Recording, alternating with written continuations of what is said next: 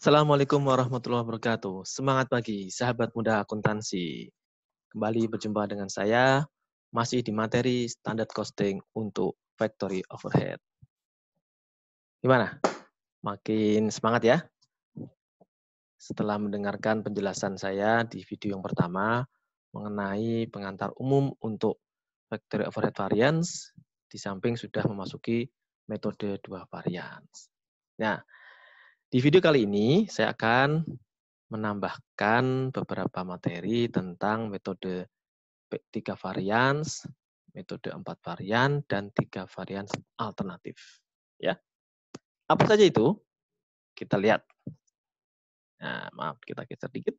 Nah, bahwasanya selain metode 2 varian di video pertama, ini ada metode varian-varian lain yang sebenarnya merupakan rincian atau breakdown dari metode 2 varian. Ini contohnya ya. Ketika kita bicara satu metode 3 varian. Metode 3 varian pengembangannya dari mana sih?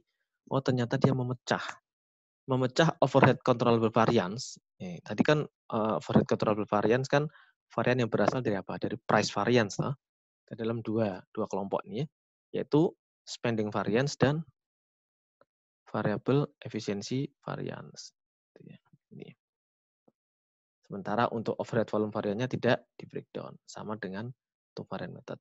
Jadi di sini trivarian itu pengembangan dari trivarian method itu pengembangan dari two variants ya. Metode 3 varian mengembangkan dari metode 2 varian, yaitu controllable variannya dipecah menjadi spending variance dan variable efficiency variance. Oke. Nah, untuk metode berikutnya adalah metode 4 varians. Kalau metode 4 varians, ini yang di breakdown tidak hanya controllable variance, tapi termasuk juga volume variannya di breakdown. Maka kita akan mendapatkan ada tadi spending varian ya, dari 3 variant method kan ada tadi ya, dan variable efficiency juga dari metode 3 varians, ditambah dengan pemecahan dari ini, overhead volume varian ini dipecah dua. Dipecahkan yaitu ke sini, sheet, fixed efficiency varian sama ini sheet, ya, fixed efficiency varian dan idle capacity variance. Jadi kita sudah punya 4 sekarang nih ya. Apa tadi? Spending variance, kemudian variable efficiency variance, kemudian ada fixed efficiency variance, dan ada idle capacity variance. Ya. Itu kalau metode 4 variance. Gimana Pak? Kalau metode terakhir ini ada metode namanya alternatif. Wah, metode 3 varian alternatif ya. Ternyata yang punya alternatif nggak cuma pengobatan ya kan, sekarang lagi rame-ramenya pengobatan alternatif. Wah, ini ternyata metode varian juga ada metode varian alternatif. Metode varian alternatif itu sebenarnya dari mana sih? Sebenarnya cuma dari metode 4 varian, kemudian yang sama-sama bicara tentang efisiensi dikelompokkan ya. Tadi kan di sini kita ada efisiensi ada dua ya, variable efisiensi varian yang berasal dari controllable variance dan fixed efisiensi varian yang berasal dari volume variance. Maka sama-sama efisiensi nih ya, variable efisiensi dan fixed efisiensi, maka digabung menjadi efisiensi variance itu. Sehingga di metode alternatif 3 varian kita mendapatkan ada 3 varian, yaitu spending variance sama dengan metode 3 dan metode 4 varian. Kemudian efisiensi varian yang merupakan gabungan dari variabel dan fixed efficiency variance, dan idle capacity varian yang juga ada di metode 3 varians. Tuh. Barangnya kan itu-itu juga gitu ya. Kenapa sih Pak dibikin macam-macam ya? Karena kepentingannya beda-beda. Ada varian-varian ini karena pengen mengetahui overuse, overinput segala macam ya. Nanti kita lihat. Nah, sekarang kita pengen tahu nih komponen-komponen apa saja yang perlu kita perhatikan dalam penggunaan metode-metode ini ya. Ini metode 3 varians ya. Kita tahu ada actual FOH. Kalau namanya actual FOH berarti itu fix maupun variable FOH-nya adalah actual rate dikalikan actual quantity. Namanya juga aktual, jadi sama-sama actual rate kali actual quantity. Sedangkan budgetnya ada dua nih. Budget yang berdasarkan actual hours atau budget yang berdasarkan dengan standar hours. Yang membedakan di mana sebenarnya? Kalau dari sisi fixed overhead-nya sama nih, sama-sama berdasarkan budget, tapi yang variable overhead-nya ini ada 2 nih ya. Variable overhead untuk yang budget allowed based on actual hours adalah standard rate kali actual quantity.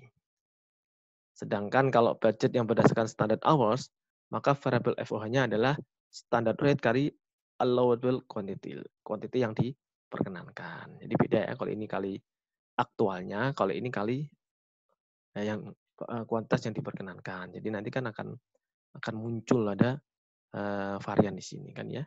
Tuh.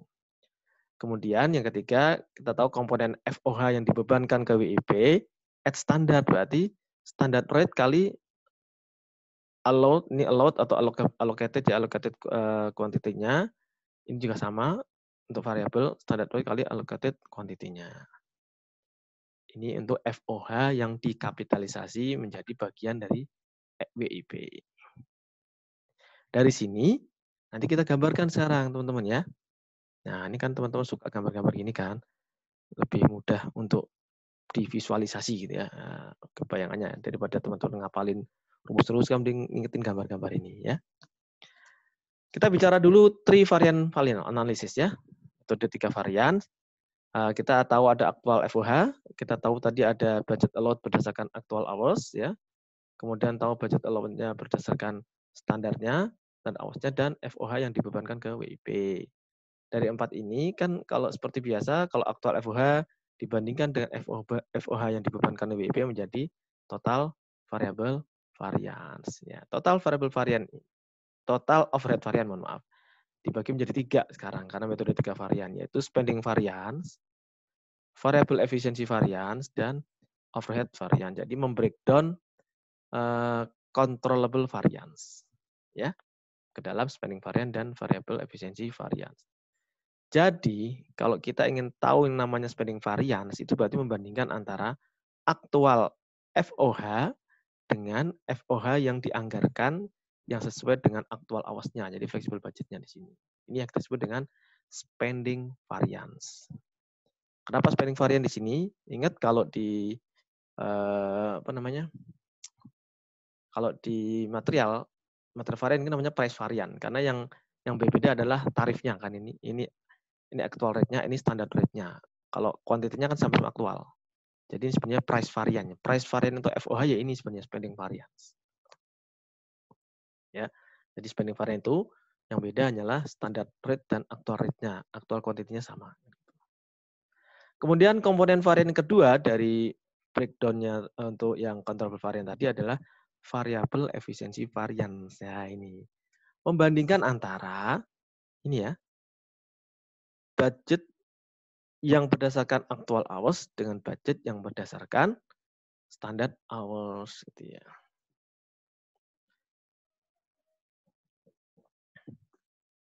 Oke. Kalau terjadi selisih antara budget allowed FOH yang berdasarkan aktual dan yang berdasarkan standarnya, maka akan muncul selisih unfavorable maupun favorable. Jadi makin ke arah ke kanan saya ya, kan saya. Makin ke arah ini ya, ke arah sini dia akan makin menguntungkan. Kenapa? Berarti apa ya? Standarnya ini kan standar rate-nya kan sama nih, sama-sama standar rate. Tapi yang membedakan adalah ini aktual hours-nya, ini jam yang diperkenankan, ya, yang menjadi alokasi yang akan dibebankan ke FOH kan gitu, ke WIP, mohon maaf. Jadi di sini kalau terjadi selisih antara allowable quantity untuk yang budget ini dengan yang actual quantity, itulah namanya terjadi variable efficiency variance. Jadi di sini yang beda hanyalah kuantitasnya ya. Apakah kuantitas yang di aktual itu lebih tinggi daripada volume yang ada di, mohon maaf, yang bukan volume ya, ya kuantitas yang ada di standarnya. Kalau dia lebih tinggi, berarti dia unfavorable, gitu. Tidak efisien gitu ya. Kalau dia lebih rendah, berarti dia efisien ya. Itu. Ini untuk variabel efisiensi varian, yaitu menghitung selisih antara, sekali lagi saya ulangi, anggaran FOH berdasarkan aktual hours dengan anggaran FOH berdasarkan alokasi kuantitas yang diperkenankan. Standar rate-nya sama ya. Membedakan apakah di actual hours atau standar hours. Kemudian varian yang ketiga adalah overhead volume varian seperti yang di two variant method ya. Kita sudah tahu, jadi membandingkan antara budget allowed FOH yang pakai standar dikurang dengan FOH yang akan dikapitalisasi menjadi WIP. Sama ya. Tuh. Ya ini saya kasih bintang 2, bintang 1 sama bintang 2 bedanya apa? Antara budget yang di sini ya. Ini kan sama-sama standar nih, kan sama standar nih. Kalau di sini ini fix FOH-nya budget. Ya, kalau yang budget namanya juga budget ya, berarti fix FOH-nya budget. Kalau yang di sini, kalau yang di FOH yang dibebankan ke WIP, fix FOH-nya adalah berdasarkan standar rate-nya.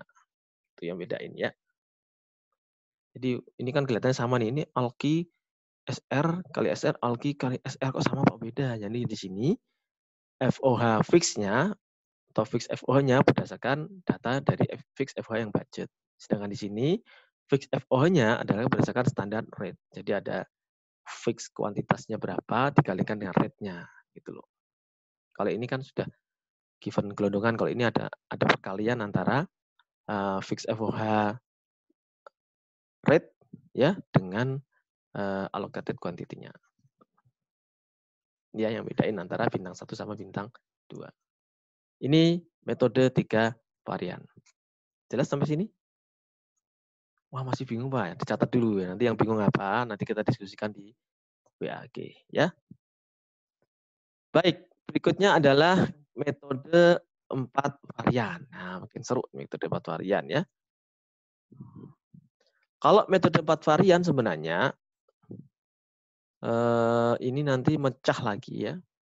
Mecah yang volume variance ya. Volume varian ini dipecah apakah fix FOH-nya itu berdasarkan full capacity atau berdasarkan normal capacity. Bedanya itu aja. Yang lain ini sebenarnya sama. Actual FOH-nya, budget hours berdasarkan actual hours, gitu. Ini berdasarkan standard hours. Kemudian FOH yang dibebankan ke WIP kan sama. Ya. Jadi di sini nanti di volume variance dipecah menjadi 2. Apakah ada yang menjadi idle capacity variance atau ada yang menjadi fixed efficiency variance, yaitu variance yang terjadi karena selisih fix FOH-nya nanti. Apa dia FOH yang di full capacity atau di normal capacity. Nah, kita gambarkan lagi dalam bagian kotak-kotak ini ya teman-teman semua ya. Kita lihat di sini ada aktual FOH ya.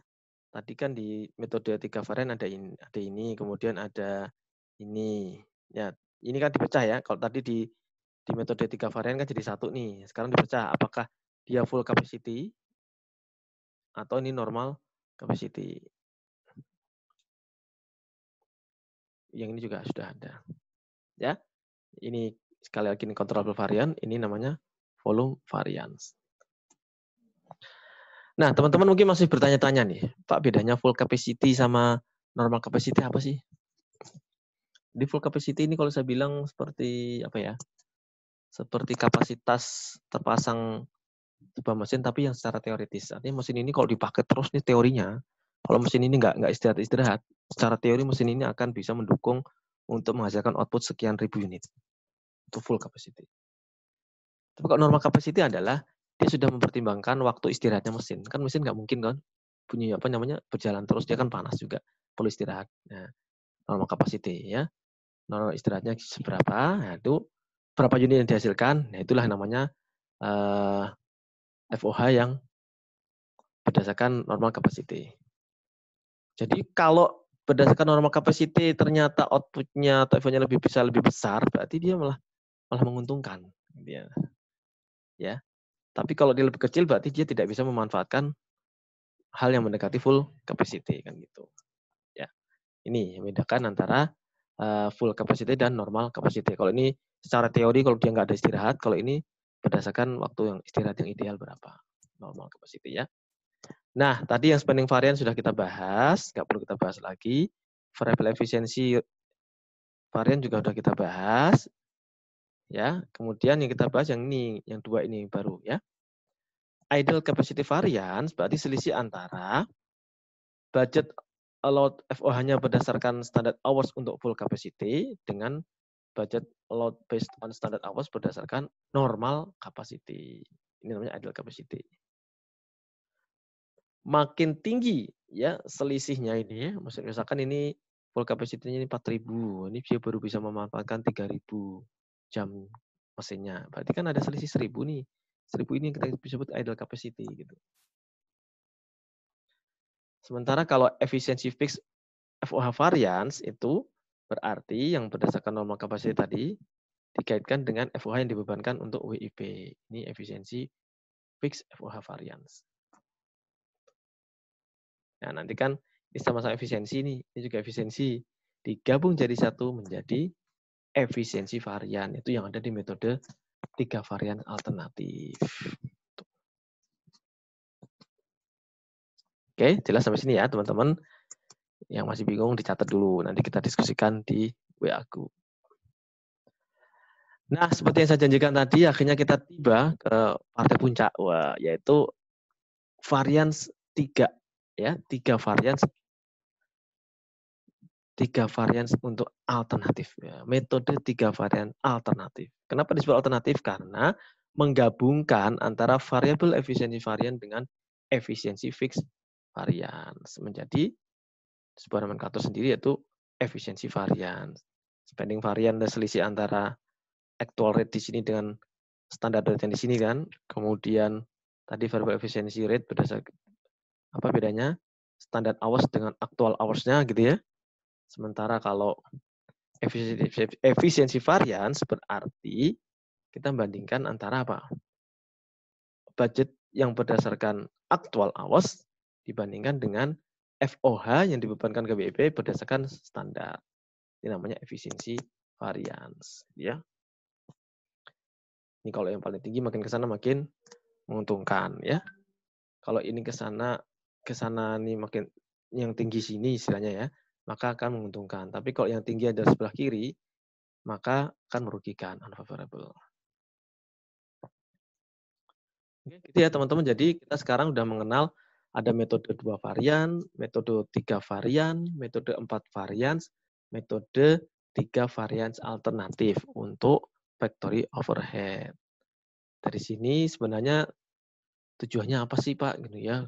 Masih pada bingung, varian-varian kok macam-macam ya. Tujuannya memang kita ingin mendeteksi siapa yang bertanggung jawab atas varian itu. Ya. Kalau kita cuma membandingkan antara aktual FOH dengan FOH yang dianggarkan berdasarkan standar hours, itu kan berarti kan cuma total FOH variannya aja.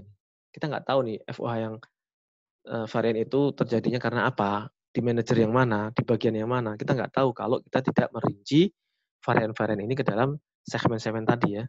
2 varian, 3 varian, 4 varian, maupun 3 varian alternatif. Itu pentingnya akuntansi biaya adalah juga ingin menekankan kepada siapa yang bertanggung jawab atas terjadinya inefisiensi. Termasuk apabila terjadi efisiensi, kita juga bisa tahu, oh berarti bagian ini terjadi efisien. Bisa kita contoh. Oke, setelah ini kita akan lanjut ke ilustrasi perhitungan supaya teman-teman mendapatkan gambaran lebih dalam mengenai varian untuk FH. Jangan kemana-mana, tetap bersama saya di Akuntansi Biaya 2.